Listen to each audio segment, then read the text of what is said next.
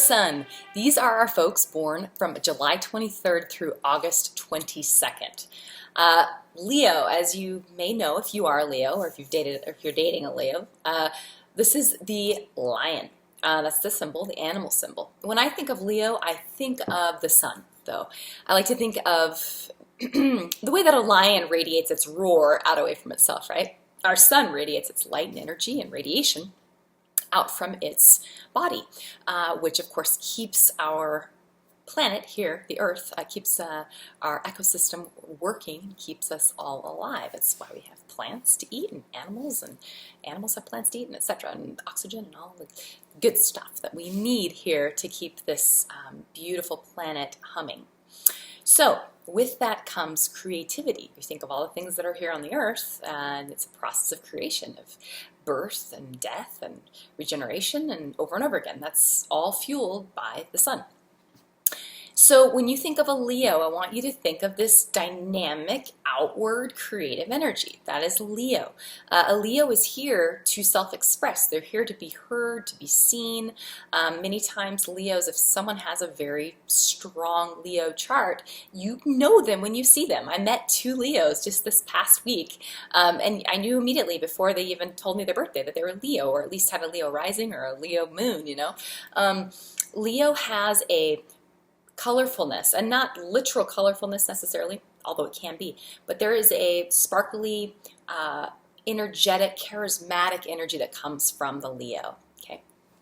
Now, on the high side with Leo, we have a fixed sign. So this is someone who, once they've made their mind up about something, they're quite loyal and they're committed, sometimes to a fault even. They can sometimes, like the Taurus or sometimes the Scorp, or, you know, they sometimes can get themselves in situations where they stay longer than they should, okay? Not always. Now, if they're, as long as they're being admired and they feel like this is a situation where they're getting their pets and the affection and the time and the admiration that they need from their partner, they can overstay relationships that are maybe with partners who are on again, off again. You know, that can sometimes happen to a Leo, because when it's on, it's really good and they feel fantastic, and then when it's off, they can feel dejected and they want to win back the on again affections of their partner, if that makes sense. So that can happen sometimes with Leo. Now, back to the Leo temperament, though. Also, this is a personality type that's quite protective of loved ones. It's a fire sign. They have a natural leadership quality to them. They are warm and affectionate. They're quite generous. They like to, many times, a lot of Leo's men in particular, they're gift givers, you know. Because there's a nostalgia, sort of like the way Cancer is nostalgic, but in a different way. They like to be giving the gifts or giving the love. You know, that's this outward flow of energy. But also, let's move to the shadow side of Leo. On the shadow side, Leo can also be pouty. If they're not getting the attention that they want or that they feel they deserve, they can be pouty. They can be you know, like they're the divine child, actually, of the zodiac, the divine child, the sun, and you know, they can, at times, if they feel like they're not being loved by their partner, as a mother would love a child, they pout like a little baby. So also, Leos need to feel like they're number one. They need to feel like they are the be-all and end-all. I have so many clients. This is really funny. It's anecdotal, of course, but I would say I can think of right now 5 or 6 different clients who have and also 2 people that I've dated who have exes who have their moon in Leo, that are female with the moon in Leo,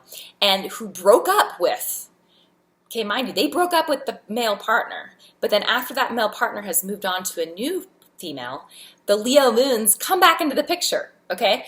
Or they still need to feel like they're number one, even though they don't even really care about the partner, okay? Now this is shadow side. So hopefully if you're listening to this and you're a Leo, you don't do such silly tricks. But if you do, we're on to you. Also, you've got, they can be vain, right? They can be proud, dignified on the high side, and proud kind of on the like low functioning side, where they don't want to look bad, so they can cover their tracks, or, you know, lie about something to save face. They're such good salespeople. They're so good at talking you into whatever it is that they kind of have in mind. Like a true Leo, they're so enthusiastic and charismatic. You feel like, well, yeah, I want to do whatever it is you're talking about. That sounds great.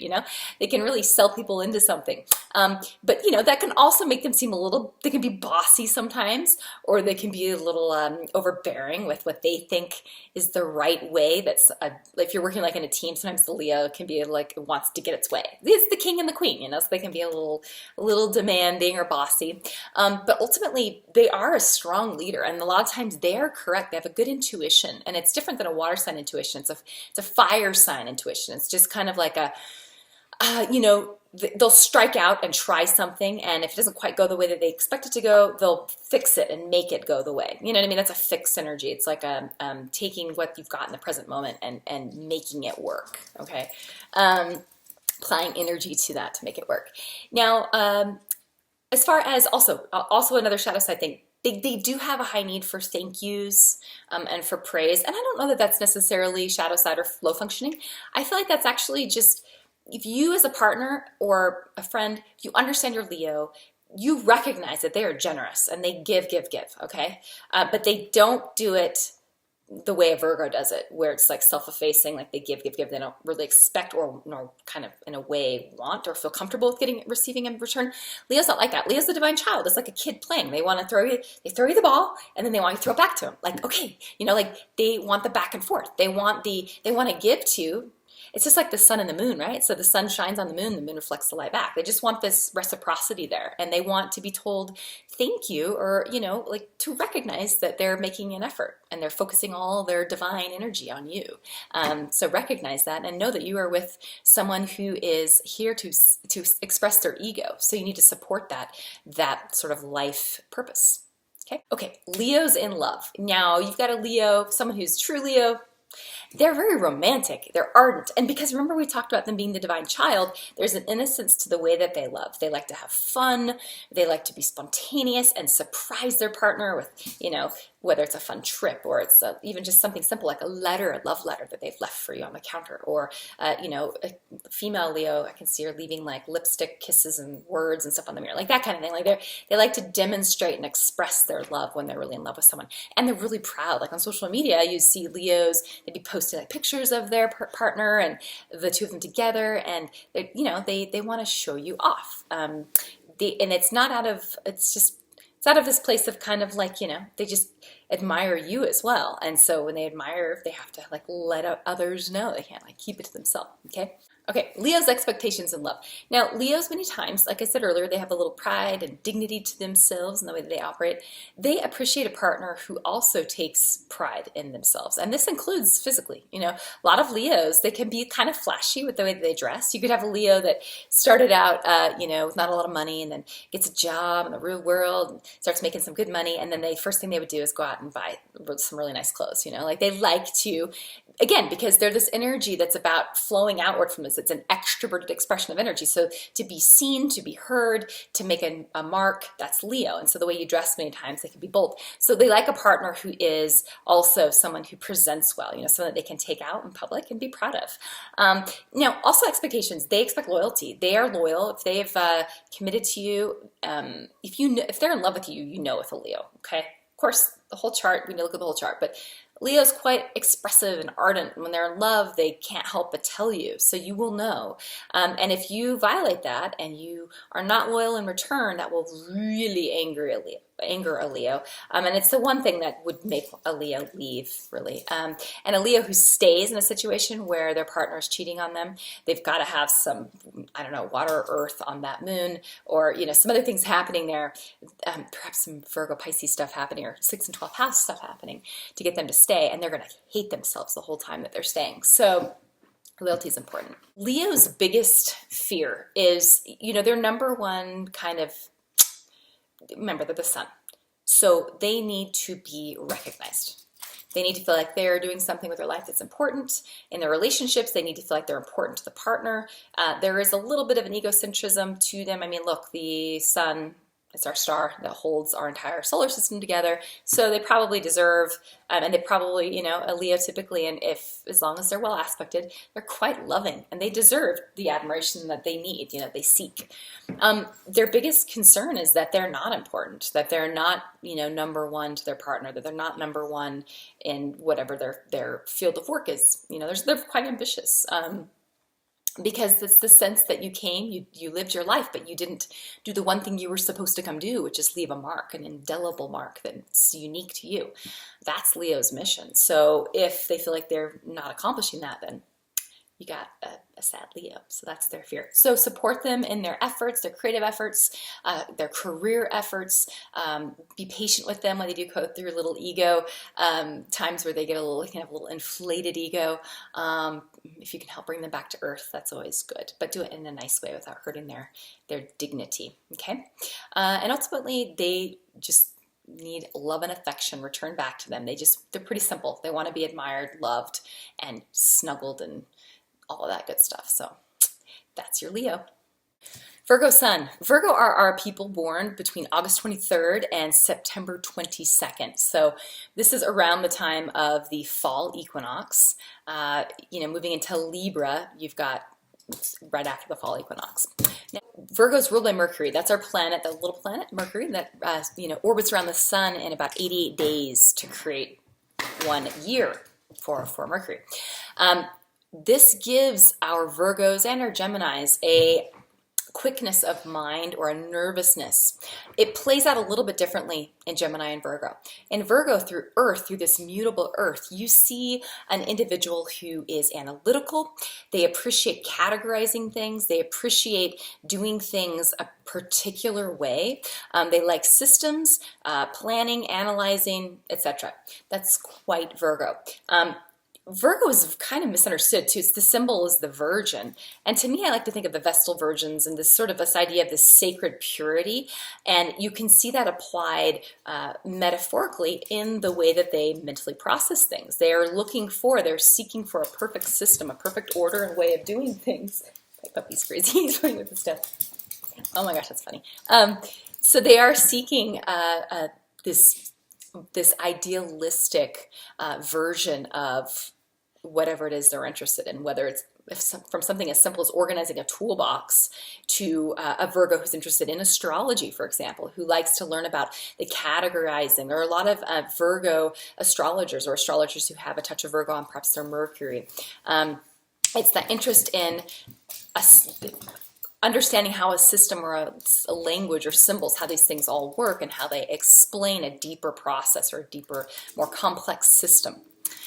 So a high-functioning Virgo, you've got someone who is helpful, they're dependable. They many times operate in Virgo energy is an introverted expression of energy, okay? So many times they're comfortable in a role where they're serving someone else, whether it's through being an assistant or whether it's through perhaps just being in the background or in a career where they're in a role where they're observing and analyzing from the sidelines.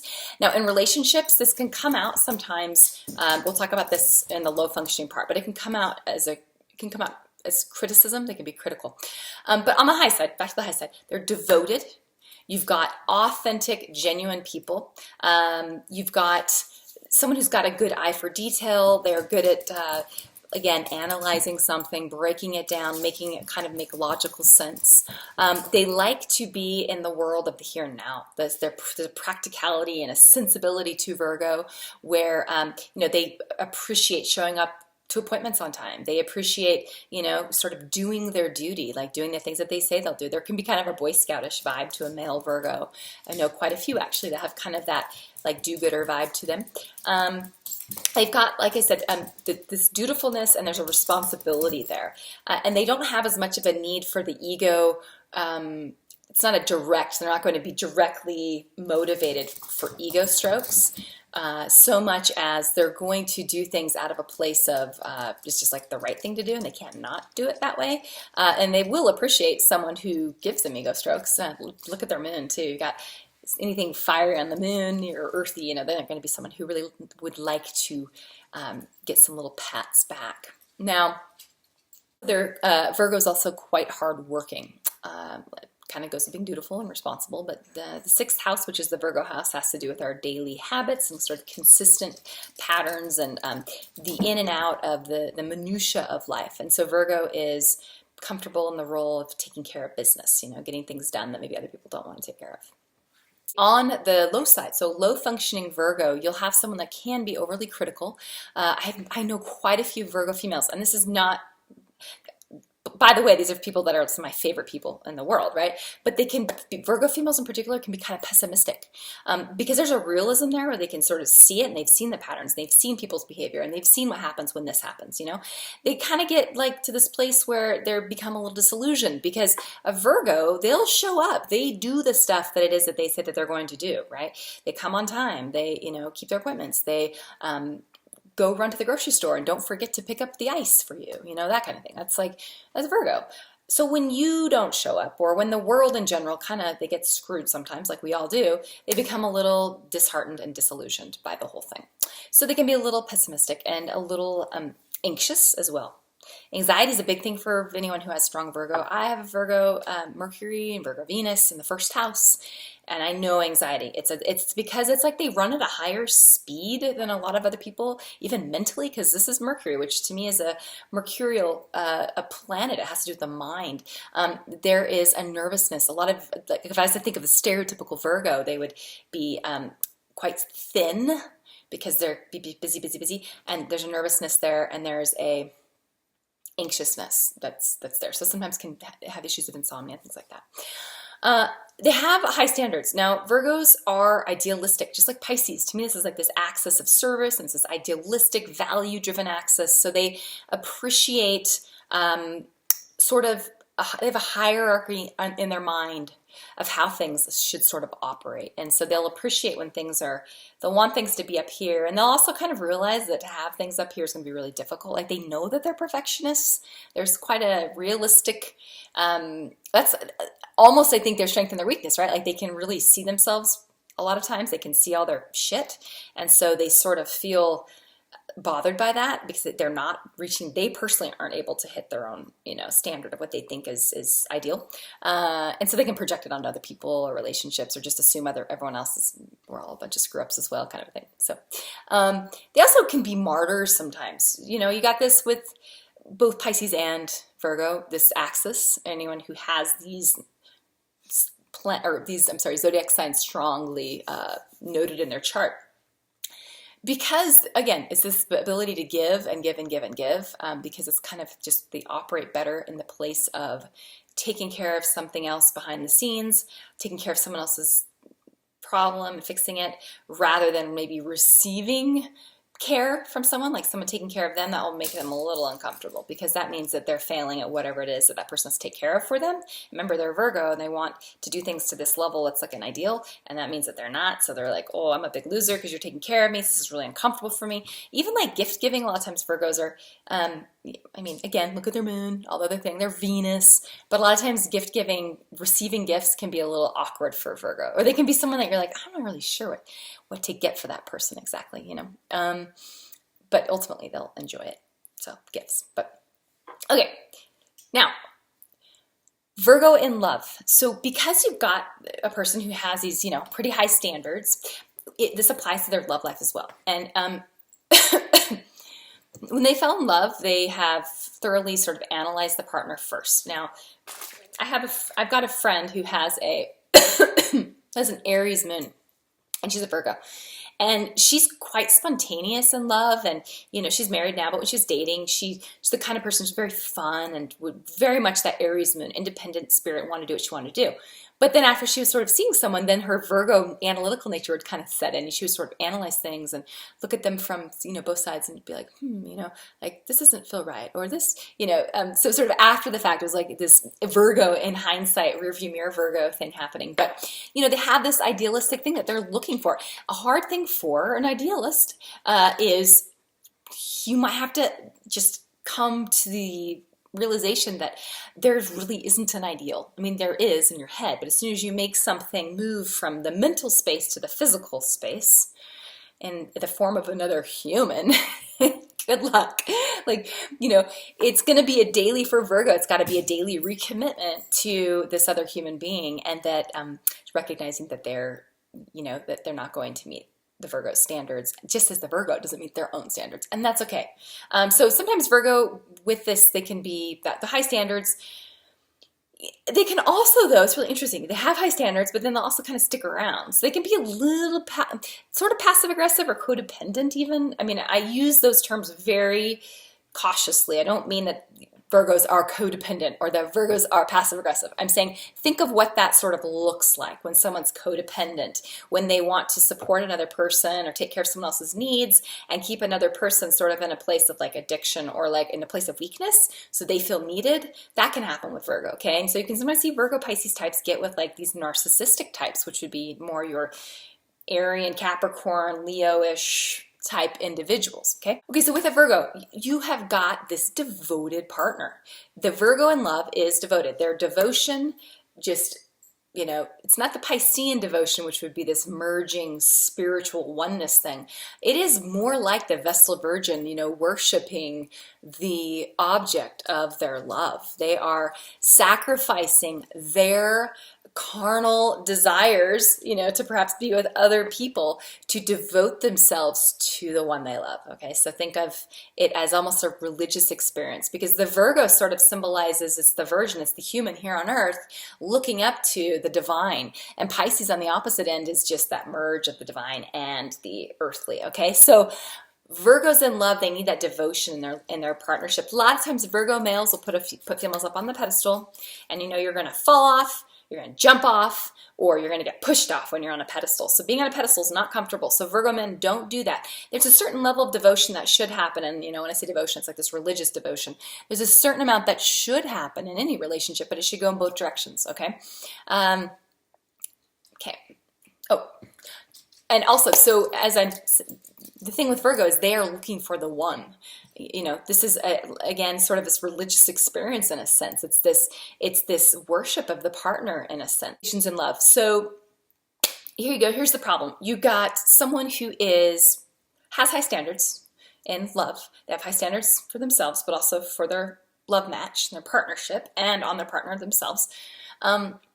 Of course, with that, you're going to be disappointed because people are losers sometimes, right? We are all assholes at times. We all do things contrary to how we would like to do them or how we intend on doing them. We don't show up, or we just let our partner down. So Virgos get disappointed at times. So their expectations in love are kind of, in a sense, it's funny. It's like they sort of have these high standards, these ideals, but they like no, because they're so practical. They're so damn practical. They're like, you're not going to be able to meet my ideal, my standards. So it's kind of, it can almost turn into like a pessimism, like, oh well, I mean, it's not going to be what I want it to be, and so they can just not go all the way in even sometimes, you know, or hold back and still hold on to this little idea, this ideal love that exists somewhere out there in the ethers that they'll never get to, all right? Because also when they do really love you and they have that devotion to their partner, they get disappointed.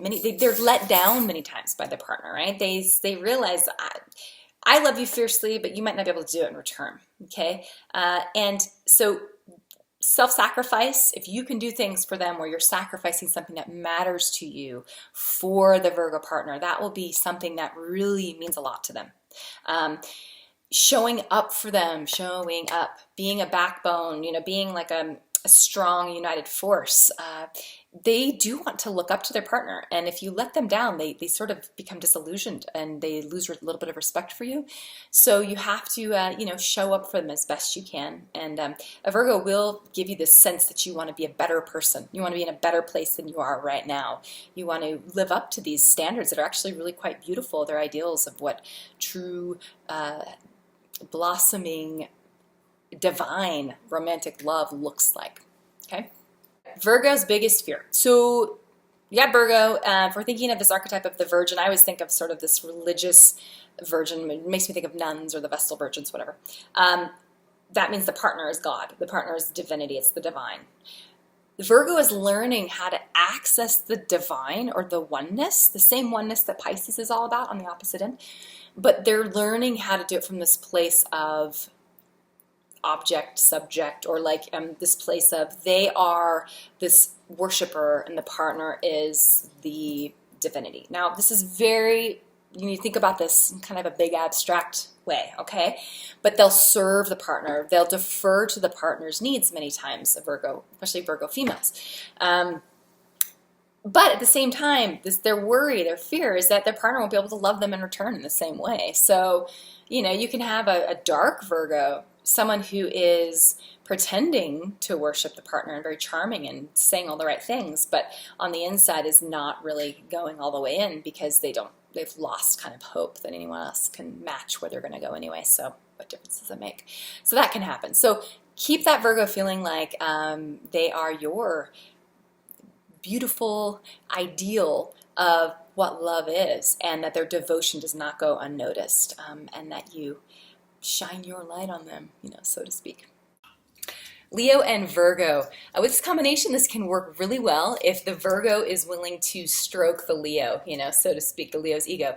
I like this more with the Leo male and a Virgo female. That seems to work a little bit better. With a Virgo male and a Leo female, you could have a little bit of the Virgo getting stepped on by the Leo, or being taken advantage of a bit. But the Virgo might not mind. A Virgo male, if she's this, you know, fiery, sexy Leo female, he might be totally okay with that. So it could work. I would say with these two, long-term interaction will be one. Initially, the attraction there is you have one personality type that's more bold and out there and extroverted, and one that's a little bit more observant, more in this role of serving and taking care of the partner. So there's a nice yin-yang thing happening there with the masculine and feminine energy. Of course, we have a fire sign and an earth sign. So these are, you know, inherently slightly different from one another. Fire signs are dynamic and about taking action. Earth signs are about sort of maintaining the status quo and keeping things, you know, safe, or keeping them the way they should be. So they can have a little bit of a conflict when it comes to planning things down the road. I think as long as the Leo, like I said, is getting a lot of attention and pets and strokes, and that the Virgo is being told thank you for the attention that they put towards the relationship, then I think this could be a good combination for the long term. How others will see this relationship, this could be one where the Leo appears to sort of have the power and the dominance in the relationship of it, whether male or female. But, you know, again, who cares what other people think about their relationship? It's up to you. Are you happy? Is it satisfying you and filling your needs? Then great. Look at the moons, of course, to get some more of a clearer picture about the compatibility between these two. Overall, sun sign wise, though, this can work. It's just one where there definitely is a role of the king and a role of the servant, or the queen and the servant. So just bear that in mind. All right. Well, thanks for watching and have a great day. Bye-bye.